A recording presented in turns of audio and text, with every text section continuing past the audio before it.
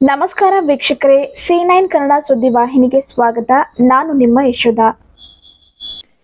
ಚಿಂಚೋಳಿ ಪಟ್ಟಣದಲ್ಲಿ ಬೀದರ್ ಲೋಕಸಭಾ 2024ನೇ ಚುನಾವಣೆಯ ಕಾಂಗ್ರೆಸ್ ಪಕ್ಷದ ಕಾರ್ಯಕರ್ತರ ಸಭೆ ಜರುಗಿತು. ಬೀದರ್ ಲೋಕಸಭೆ ಅಭ್ಯರ್ಥಿಯಾದ ಸಾಗರ್ ಖಂಡ್ರೆ ಅವರು ಮಾತನಾಡಿ, 10 ವರ್ಷಗಳಿಂದ ಸಂಸದ ಭಗವಂತ ಖೂಬಾ ಅವರಿಗೆ ಕ್ಷೇತ್ರ ಜನರು ಆಶೀರ್ವಾದ ಮಾಡಿ ಗೆಲ್ಲಿಸಿದ್ದಾರೆ.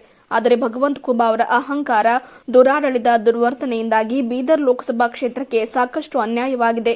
ಯಾವುದೇ ರೀತಿ ಅಭಿವೃದ್ಧಿ ಕಾರ್ಯಗಳು ನಡೆದಿಲ್ಲ. ಬೀದರ್ ಜಿಲ್ಲೆಯ ಜನತೆ ನನಗೆ ಆಶೀರ್ವಾದ ಮಾಡಿ ಪಾರ್ಲಿಮೆಂಟ್ಗೆ ಕಳುಹಿಸಿದರೆ ಜಿಲ್ಲೆಯ ಜನರಿಗಾಗಿ 24x7 ಸಮಯ ನೀಡುತ್ತೇನೆ. ಜಿಲ್ಲೆಯ ಜನರ ಧ್ವನಿಯಾಗಿ ದಿಲ್ಲಿಯಲ್ಲಿ ಹೋರಾಟ ಮಾಡ್ತೇನೆ. ನಿಮ್ಮೆಲ್ಲರ ಬೆಂಬಲ, ಆಶೀರ್ವಾದ ನನ್ನ ಮೇಲೆ ಇರಲಿ ಎಂದು ಮತಬಾಂಧವರಿಗೆ ಮನವಿ ಮಾಡಿದರು.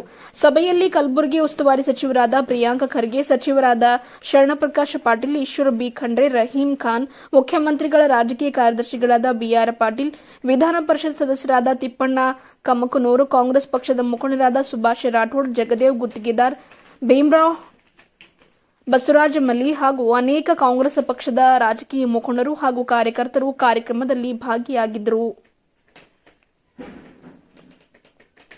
ವರದಿಗಾರರು ನಾಗರಾಜ್ ಪಾಟೀಲ್, ಚಿಂಚೋಳಿ.